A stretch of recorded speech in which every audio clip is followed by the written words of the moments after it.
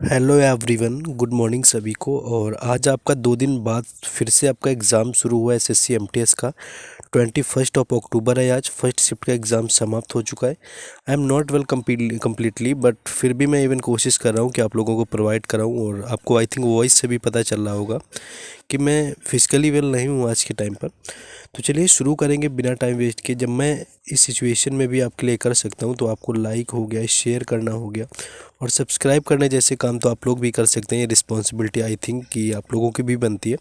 चलिए शुरुआत करेंगे। पहला क्वेश्चन यहाँ पर तनरस खान आपसे पूछा गया था कि जो तनरस खान है इनका घराना यहाँ पर पूछा गया था। देखिए इतने सारे घराने हम लोग कर लेते हैं, फिर भी कोई ऐसा घराना निकल के आता है तो हमेशा एसएससी नए नए जो होता है नाम क्या होता है ट्राई करता रहता है।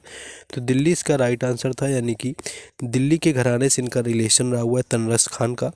दूसरी चीज़, इनका एक नाम और याद रखना है, कुतुब बख्श भी इन्हीं को बोला जाता है। अगर नाम में कभी पूछ ले कि कुतुब बख्श के नाम से किसको जाना जाता है तो इन्हीं को जाना जाता है, कुतुब बख्श जो हैं, यानी कि तनरस खान को ही। और इनको कॉमनली हम लोग जानते हैं किस नाम से, तो ये आपको जानते हैं तनरस खान के नाम से। दिल्ली घराने से इनका रिलेशन आप लोगों को याद रखना है। नेक्स्ट क्वेश्चन है, देखिए ये क्वेश्चन पीवाईक्यू का पूछा गया। तो पीवाईक्यू के भी क्वेश्चन काफ़ी आ रहे हैं, तो उसके लिए मैंने यहाँ पर एक सॉल्यूशन आप लोगों के लिए बनाया हुआ था कि पीवाईक्यू के लिए आपको क्या करना है कि 2024 में जो भी एसएससी के एग्ज़ाम हुए हैं उन सभी एग्ज़ामों का, आपका सीएचएसएल हो गया, सीपीओ हो गया, सिलेक्शन पोस्ट हो गया, उन सभी एग्ज़ाम के क्वेश्चंस की मैंने टॉपिक वाइज ये ई बुक तैयार करी हुई है जो कि आपको पीडीएफ फॉर्मेट में मिलेगी। इसके साथ साथ हम आपको देंगे एसएससी एमटीएस 2022 और 2023 की पीडीएफ जीके जीएस की, वो भी एक्स्ट्रा फैक्ट सॉल्यूशन के साथ में। लैंग्वेज आपको दोनों में अवेलेबल हो जाएगा। प्राइस ओनली इसका 49 रुपीज़ रखा गया, यानी ये समझिए कि 49 रुपीज़ के हिसाब से आपका सारा वर्थ इट है, यानी 49 रुपये में आपको काफ़ी ज़्यादा कंटेंट मिल जाएगा। इस नंबर पर कांटेक्ट करके जो लोग लेना चाहते हैं ले सकते हैं। जो लोग नए चैनल से जुड़ रहे हैं, बाकी ऑलरेडी जो पहले जुड़े हुए हैं वो लोग वीडियो को स्किप करें और आगे बढ़ सकते हैं। आ जाते हैं अपने क्वेश्चन में कि 1527 में आपका बाबर ने कौन सा युद्ध लड़ा हुआ था। तो खानवा का युद्ध इसका राइट आंसर हो जाएगा, यानी कि जो खानवा का युद्ध था वो बाबर ने 1527 के में आपका लड़ा हुआ था। तो ये क्वेश्चन पूछा था और ये हुआ किसके साथ में था, तो बाबर था और उसके सामने था राणा सांगा। तो बाबर और राणा सांगा के बीच में कौन सा युद्ध लड़ा गया था, तो 1527 का था खानवा का युद्ध। अगला याद रख लेना है 1526 का युद्ध, जो कि आपका लड़ा गया था पानीपत का, यानी कि पानीपत का जो पहला युद्ध था वो 1526 में था। इसको बाबर और इब्राहिम लोदी ने लड़ा। और 1528 आपका चंदेरी का युद्ध मेदिनी रॉय और बाबर के बीच में। और 1529 में आपका क्या है कि घाघरा का युद्ध लड़ा गया था। तो ये तो आपका प्री वाईक्यू का ही था, आसानी से आप लोग कर सकते थे। नेक्स्ट क्वेश्चन देखिए, मल्टी डायमेंशनल से आपका देखने को मिलता है आपका जो बहुआयामी गरीबी सूचकांक होता है। तो मल्टी डायमेंशनल जो पावर्टी इंडेक्स में आपका सबसे ज़्यादा अमीर आपका केंद्र शासित प्रदेश यानी कि यूटी पूछा गया था। सबसे ज़्यादा अमीर पूछने का मतलब कि जहाँ पर सबसे कम आपकी गरीबी है, तो ये पूछा गया था। तो इसका लक्षद्वीप आपका राइट आंसर हो जाएगा, यानी कि लक्षद्वीप जो है आपको ऑप्शन में दिया होगा जो कि आपका राइट आंसर होगा। लक्षद्वीप आपको नहीं देगा तो फिर आपको पांडिचेरी दिया जाएगा। ये याद रखना है, दिल्ली नहीं लगा के आ जाना है कि दिल्ली सबसे ज़्यादा आपका यानी कि गरीबी कम है। दिल्ली में काफ़ी ज़्यादा है, ऐसा कुछ नहीं है। तो लक्षद्वीप इसका आपका पहले नंबर पर आता है जहाँ पर सबसे कम गरीबी देखने को मिलती है। और दूसरे नंबर पर आपका आ जाता है पांडिचेरी। नेक्स्ट क्वेश्चन आगे है, हम लोग अगला क्वेश्चन देखेंगे। नेक्स्ट क्वेश्चन था कि भारतीय राष्ट्रीय कांग्रेस की 1905 का जो अधिवेशन हुआ था उसकी अध्यक्षता किसने करी हुई थी, तो गोपाल कृष्ण गोखले इसका राइट आंसर हो जाएगा, यानी कि जो गोपाल कृष्ण गोखले थे इन्होंने 1905 का जो कांग्रेस अधिवेशन था उसकी क्या है अध्यक्षता करी हुई थी। ये चीज़ याद रखना है। और ये थे कौन, ये गांधी जी के आपके राजनीतिक गुरु थे, ये चीज़ भी याद रखना है। गोपाल कृष्ण गोखले जो है गांधी जी के आपके राजनीतिक गुरु थे। इसके बाद 1906 का टाइम जब आया तो 1906 में क्या है, 1906 में ये दादा भाई नेहरू जी ने इसकी अध्यक्षता करी हुई थी। ये चीज़ याद रखना है, दादा भाई नेहरू जी ने इसकी स्थापना करी 1906 में। और 1907 का तो काफ़ी ज़्यादा इंपॉर्टेंट है क्योंकि यहाँ पर नरम दल और गरम दल अलग हुए थे और इसकी जो अध्यक्षता करी हुई थी वो रास बिहारी बोस ने करी हुई थी। और आगे चल के 1908 में भी इन्होंने ही करी हुई थी, रास बिहारी बोस ने इसके अंदर। नेक्स्ट अगला क्वेश्चन है ये देखिए आपका पीवाईक्यू का क्वेश्चन है, मोस्ट रिपीटेड क्वेश्चन है, सबको पता रहता है, मैंने भी एनालिसिस के टाइम कई बार बताया कि काला घोड़ा जो महोत्सव है कहाँ पर मनाते हैं, तो इसको मुंबई में सेलिब्रेट किया जाता है। आपको मुंबई नहीं देगा तो ऑप्शन में महाराष्ट्र दे देता है, तो ये आपका महाराष्ट्र के अंदर सेलिब्रेट किए जाने वाला नृत्य है काला घोड़ा महोत्सव। इसके अलावा गणेश चतुर्थी भी महाराष्ट्र की इंपॉर्टेंट है ना। गुड़ी पड़वा भी आपका होता है जो महाराष्ट्र का नव वर्ष होता है, तो ये भी इम्पोर्टेंट बनता है। बाकी डांस में आपका एक तो लेजिम बन जाता है, महाराष्ट्र का डांस पूछे लेजिम हो जाता है, एक आपका लावड़ी हो जाता है, तमाशा भी आपका हो जाता है। तो ये कुछ डांस है जो कि कई बार एसएससी के एग्ज़ाम में पूछे गए। देखिए यहाँ पर इस आपको गवर्नमेंट जॉब वगैरह जो भी आपके एग्ज़ाम से रिलेटेड सारी जानकारी यानी कि इन्फॉर्मेशन और पीडीएफ वगैरह आपको टेलीग्राम चैनल और व्हाट्सएप चैनल पर मिलती हैं, तो उनके लिंक आपको डिस्क्रिप्शन में दिए गए हैं, तो वहाँ से जा कर के जुड़ जाना है। नेक्स्ट क्वेश्चन है कि जो फुगड़ी नृत्य है आपका ये कहाँ से रिलेटेड है, तो गोवा इसका राइट आंसर हो जाएगा।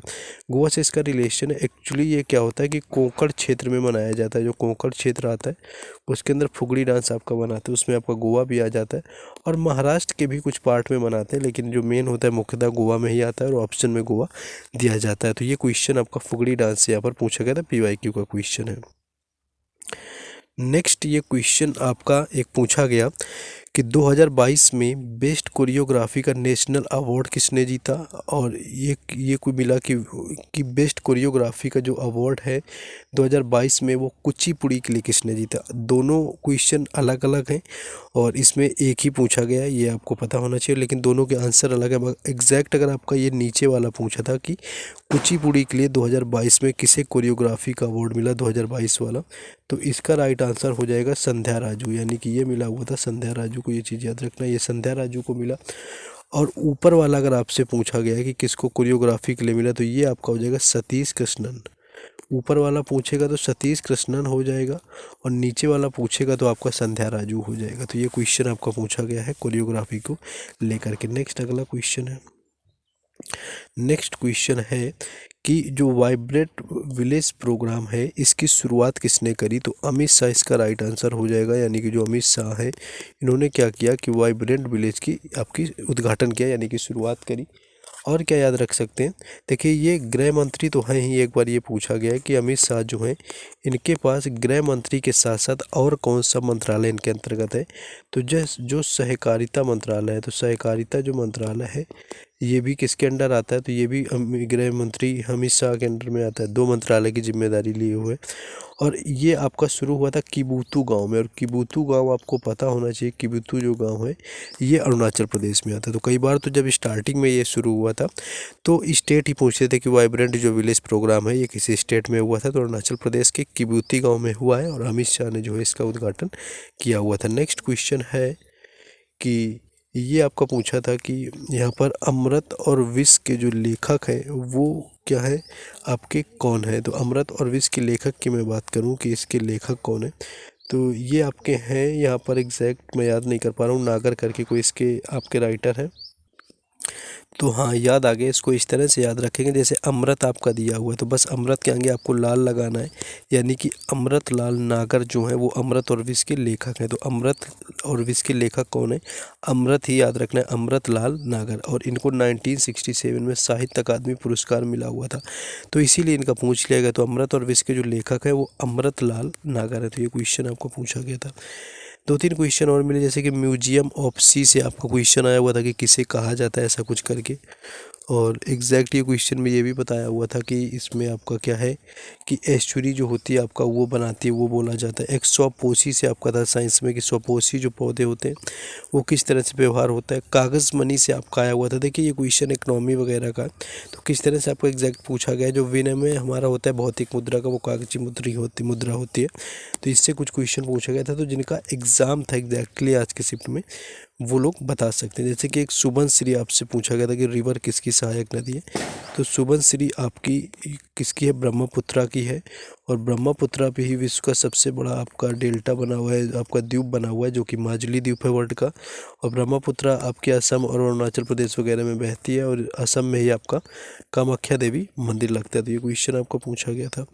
हाँ, एक आपकी बार्डर गावस्कर ट्रॉफी से आया हुआ था, एग्जैक्ट क्वेश्चन क्या था नहीं पता चला है, लेकिन इस ट्रॉफी की मैं बात करूं तो ये आपके इंडिया और ऑस्ट्रेलिया के बीच में खेली जाती है, जो कि आपकी क्रिकेट से रिलेटेड है। याद रखना, दो ही टीमों के बीच में एक सीरीज होती है जो कि खेली जाती है इंडिया ऑस्ट्रेलिया के बीच में। तो ये क्वेश्चन आपका यहाँ पर पूछा गया था।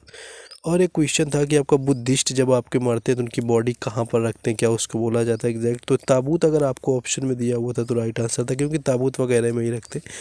बाकी कुछ चेंजेस हो तो आप लोग कमेंट करेंगे, बाकी हम लोग मिलेंगे जाकर के सेकंड शिफ्ट के एनालिसिस में। जय हिंद।